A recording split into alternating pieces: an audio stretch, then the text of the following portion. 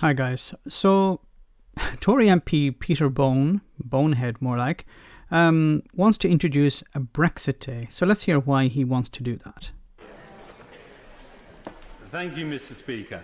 I beg to move that leave be given to bring in a bill to create a bank holiday on the Friday nearest to the 23rd of June each year. It will be called United Kingdom Day. Or colloquially known Brexit Day. My thanks to my excellent senior parliamentary assistant Jordan Ayres for his help in these remarks. In a recent Queen's speech, the government included an employment bill which is intended to protect and enhance workers' rights within the UK post-Brexit. One very important thing the government should be looking at when enhancing workers' rights are public holidays. In England and Wales, we only have eight public holidays annually.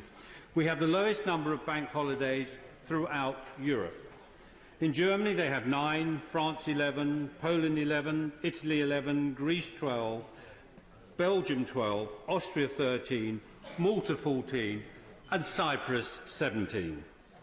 When ranking public holidays throughout the world, the UK is drastically low on that list, at 226 out of 246 countries. As the fifth largest economy in the world, as world-leading experts on medical research, financial services, aerospace technology, artificial intelligence, electronic systems, and much more. Because you were a member of the European Union. It is time the government recognised the tremendous work carried out by British people. If we are serious about wanting enhanced workers' rights, then let's at least create one extra bank holiday. So, to improve workers' rights, which I don't think is going to happen under Brexit, because one of the entire pillars of Brexit is to reduce workers' rights, reduce regulations. So he's talking about we're going to improve workers' rights by giving them a holiday. So, forget about giving them more money. Forget about giving them financial support, to buy houses or whatever. Forget about, improving their situation by maintaining the working time directive. Forget about, encouraging more workers to join unions. No, that's none of that is important. What workers really want is another bank holiday, because that's going to fix all the problems. Imagine there are people in queues going into food banks. The solution for them is, we're going to give you a Brexit Day. Don't worry about the food banks. We're going to fix it by giving you a Brexit Day. Are you worried about losing your job because of Brexit? Because the company you work for is closing or downsizing or moving away? Don't worry. You're going to have an extra day for Brexit. Now, critics will argue that businesses will have to absorb an extra day of paid leave for the workers. However, every 4 years, due to the leap year, millions of people up and down the country already work an extra day for free on... What is he talking about? So, giving people an extra day for Brexit, this is a Brexit holiday. By giving them an extra day, well, that's not a problem, because the companies already absorb, people already work an extra day every 4 years. This is a side issue. People care about is having a salary that helps them pay their rent, pay their food, helps them to survive. They don't care about a bloody bank holiday. They care about surviving, and giving them a bank holiday isn't going to make a big difference to them. If you can't afford to pay the rent, an extra holiday isn't going to help you. If you're worried about losing your job because your company is going to close, what the hell is a bank holiday going to do? On February 29th. Now, I've spent more than 30 years in business, Mr. Speaker, and anyone who runs a business knows that the success of the business is not down to them, but is the quality and productivity of their employees. Companies don't succeed by making workers work as many hours as possible. They succeed if their employees are happy and productive. Apart from Northern So they're happy and productive. So by giving them an extra day off, that's going to make them happy and productive. Do you think maybe job security would make them happy and productive? Do you think protecting rights such as the Working Time Directive, where they're not pressured by their bosses to work extra hours, that could make them a bit happier? Perhaps if they didn't have to spend hours commuting every day because house prices are too expensive, that they have to live outside the city, maybe trying to sort that problem out may make them more happy and productive.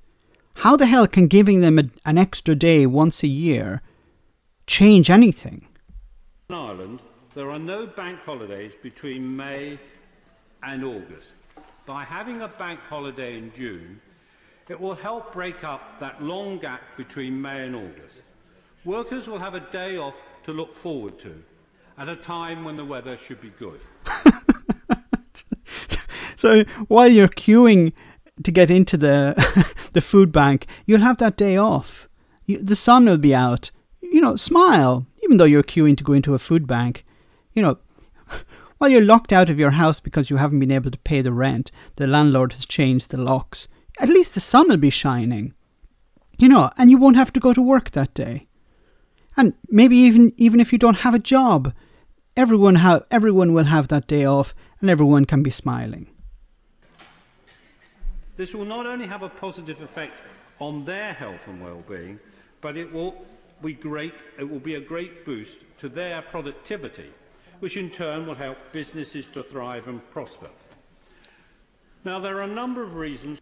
How? Please tell me. I'd like him to explain how giving people an extra day per year and not increasing their salaries, not supporting them to, for example, join trade unions or maintaining the Working Time Directive, for example, how giving them an extra day is going to improve productivity.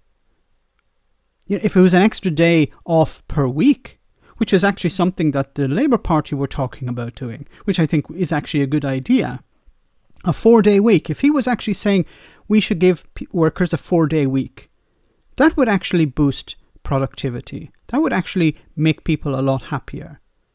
But that's not what you're presenting. You're presenting a Brexit holiday because for you, the world revolves around Brexit. Everything revolves around Brexit. Why the Friday nearest to the 23rd of June each year should be the new bank holiday, and I will set out my reasons. First, the second Monday. So now he's going to give you a number of reasons, which are just a distraction from the real reason. And we'll get to the real reason in a moment. Monday in June is Her Majesty's official birthday. As the longest-serving monarch in our history, this will be a fantastic opportunity to celebrate her service and dedication to our great country. Also, the Queen was crowned in June. Throughout that time, she has been a steadfast and devoted monarch. These are just distractions. He's getting to the real point in a moment. It will be fitting to allow the people of the United Kingdom to celebrate Her Majesty's birthday, all her wonderful achievements, and how she guides the country through all its highs and lows. Mr. Speaker, since 2003, the 23rd of June has already been recognised as United Nations Public Services Appreciation Day. This is a wonderful opportunity to pay tribute to the fantastic people who work in our public services, the people who work in our National Health Service, the Armed Forces, the police, the fire service, in our schools and all the many, many others. Services that you and your party have been cutting over the last 10 years, but let's ignore that for a moment. All who are unsung heroes. This is quite ironic because I made a video a couple of days ago where the Tories actually voted against these unsung heroes. They were actually asked to thank the unsung heroes, and they refused to do that.